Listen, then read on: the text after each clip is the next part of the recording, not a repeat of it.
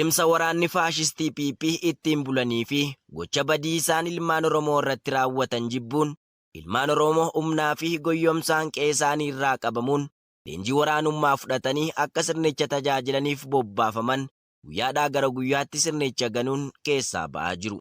Haaluma kanaan kaleessa bitootessa 17 2023 godina Qeellam Wallaggaa aanaa Anfilloo mooraa waraana Biltsiginnaa magaalaa Muggiirraa miseensonni raayyaa ittisa Impaayiratti 2 hawwee fi hidhannoo guutuu waliin wobootti makamanii jiru.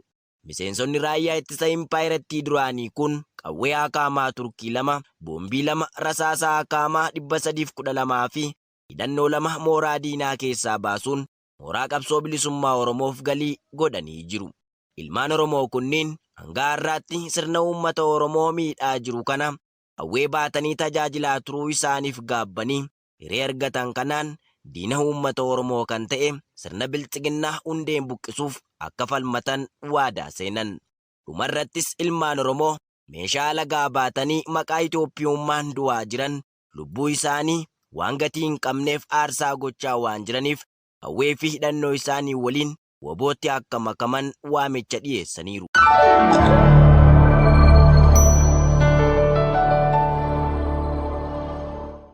Waraanni bilisummaa Oromoo zoonii lixaa waraana Biltsiginnaa haleeluu beeksise. Gootichi waraana bilisummaa Oromoo zoonii lixaa bitootessa 12 bara 2023 godina Wallagga lixaa ona mana Sibuu ganda Haroo Gunfii jedhamutti haleelaa waraana Biltsiginnaatti fudhateen loltoota PP8 ajjeesuun 12 yoo madeessu loltoota 2 ammoo fayyaatti booji'uu ajajaan waraana bilisummaa. Oduma wal fakkaatuun bitootessa 11 bara 2023 godina Wallagga lixaa ona Ganjii ganda Qawwisoo bakka tabba Abbaa Giiloo jedhamutti waraanni bilisummaa Oromoo waraana mootummaa paartii Biltsiginnaa konkolaataa 3 deemaa turan irratti tarkaanfii guddaa fudhachuun loltoota PP56 ajjeesuun 94 yoo madeessu loltoota 8 rasaasa gosa adda addaa hedduu irraa booji'uu ajajaan waraana bilisummaa Oromoo naannichaa beeksise. Tarkaanfii waraanni bilisummaa Oromoo waraana PP irratti fudhatu jabaatee itti fufee jira. Shawaa Bahaa Boosatitti waraanni Biltsiginnaa mana uummataa gubuun dhaga'ame. Golee Oromiyaa adda addaa keessatti waraanni mootummaa paartii Biltsiginnaa manneen qonnaan bultootaa gubuun namoota nagaa ajjeesuun ga'uu jabeessee itti fufee jira.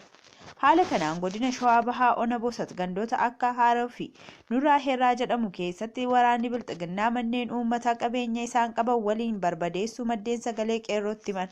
Maqaa waraana bilisummaa Oromoo waliin hariiroo qabdu odeessa laattuuf ni soortu jedhuun qabeenya uummataa guban kan jedhan maddeen PP badii tokko malee maqaa waraana bilisummaa Oromoo gargaartu jedhu itti maxxansuun qe'ee uummataa goolaa jiru jedhu.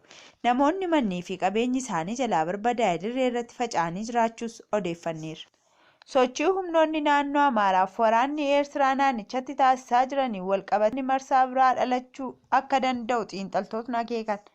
Waliigaltee nagaa buusuu Pirootooriyaatti kan hin gammanne humnoonni Amaaraaf Eertiraa kutaalee naannoo Tigraay humnaan qabatan gadi lakkisanii ba'uuf fedhii dhabuu fi haleellaa yeroo garaa garaatti uummata nagaa irratti raawwataniin itti fufinsaan rakkoo uumaa jiraachuutu himama. Adeemsi kun hatattamaan dhaabbachuu baannaan naannichatti waraana marsaa biraa dhaaluu mala jedhu xiinxaltoonni. Haala siyaasa Itoophiyaa fi walwaraansa biyyattii gadi fageenyaan xiinxaluu kan beekamu Maartiin Biiltaa akka jedhutti waraanni Tigraay marsaa biraatiif deebihee dhahuu mala. Kanaaf ammoo qondaaltonni Eertiraa akka of qopheessaniif ajajni darbeefii jiraachuun argisiistuu tokko jedha Maartiin Biiltaa. Maddeen isaanii kan gama Eertiraa jiran wabeeffachuun gama Tigraayinis gabaasaaleen wal fakkaatan dhagahamaa jiraachuu eeruun mirgi gamanaan mul'atu biraa dhala mala yaaddoo jedheera. Haalli gama kaaba Itoophiyaatti mul'atu waraana marsaa biraaf karaa banuu danda'a yaadni jedhu kan Maartiin Biiltaa qofaa miti. Isaan araara mootummaa Itoophiyaa fi humnoota Tigraay gidduutti mataa itti gammachuu hin qabani. Humnoonni Amaaraa fi mootummaa Eertiraa sochiin itti fufinsaan Tigraay keessatti taasisaa jiran naannichatti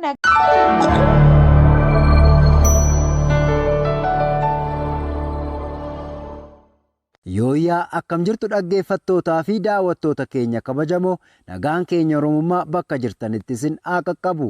Gabaasa tarkaanfii gooticha waraana bilisummaa Oromoo bitootessa 15 bara 2023 isin dhageessisaa ani Daandii Elemooti. Xiiqeffataa fi onneeffataan gootichi rooroo fi gabrummaa saba isaa irraa qoluuf maatii fi qe'ee osoo hin jenne manaabee waraanni bilisummaa Oromoo waraana weerartuu PP du'aa fi madoon adabuu itti fufee jira.